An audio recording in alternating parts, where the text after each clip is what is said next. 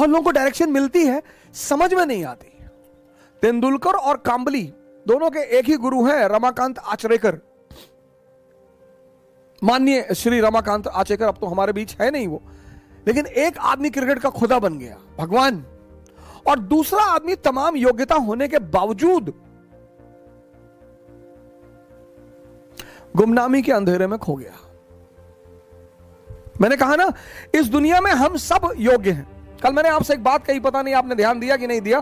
कल मैंने आपसे एक बात कही कि इस दुनिया में सभी योग्य हैं। कोई अर्जुन है, कोई कर्ण है,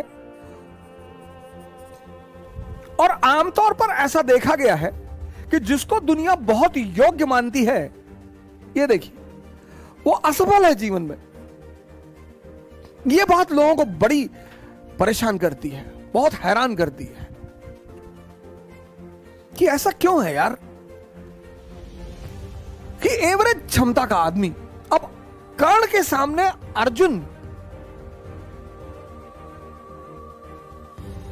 99.2% 10+2, 90%, 99.2%, सॉरी 99.2% 10+2, 90%, और ये आदमी जीत रहा है।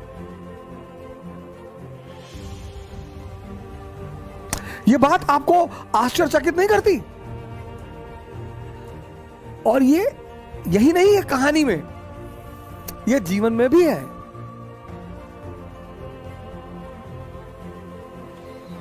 दुनिया की नजर में जो कम योग्यता के लोग हैं, उन्होंने बड़ी जबरदस्त जबरदस्त जगह बनाई है।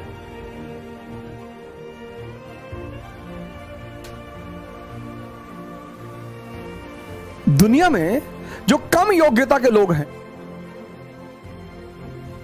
उन्होंने बड़ी जबरदस्त जबरदस्त जगह बनाई है। क्यों है ऐसा? क्योंकि जो भी संदेह के सहारे चलेगा, संदेह, जिसको भी अपने कामों पे डाउट है,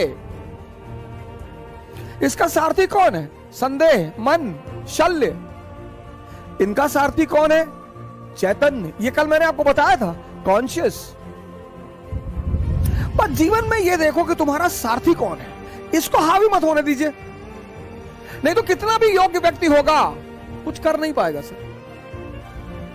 जो भी संदेह के सहारे चल रहा है, जो भी मन के सहारे चल रहा है, तभी तो कबीर ने कहा, साहब से सब होत है, बंदे से कुछ नहीं। राई को पर्वत करे और पर्वत को राई।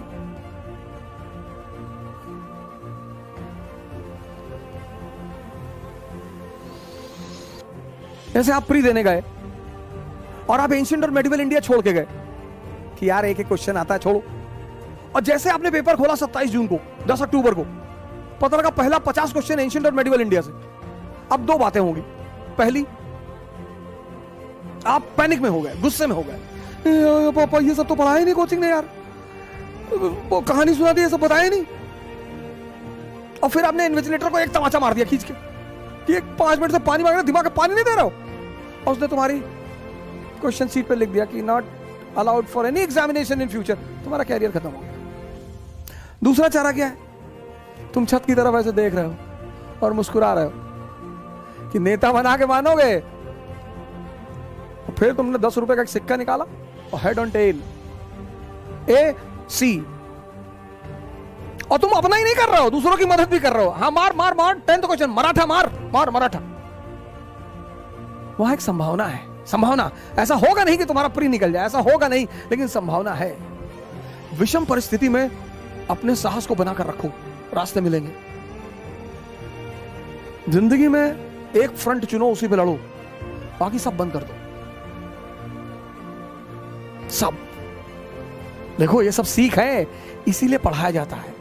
राजा बनने की बस एक ही रास्ता है, समझदारी। और समझदारी के विकसित होने का कौन सा रास्ता है? पढ़ाई। पढ़ाई से कोई राजा नहीं बनता। फिर से रिपीट कर रहा हूं, राजा बनने का बस एक ही सिद्धांत है, समझदारी। और समझदारी विकसित करने का एक ही अच्छा तरीका है, पढ़ाई। ये देखो, कहानी के साथ साथ मैसेज भी मिल रहा है कि हर फ्रंट पर मत लड़ो, नहीं तो तुम्हारी सारी ऊर्जा चूस ली जाएगी, निकाल ली जाएगी, खत्म हो जाओगे।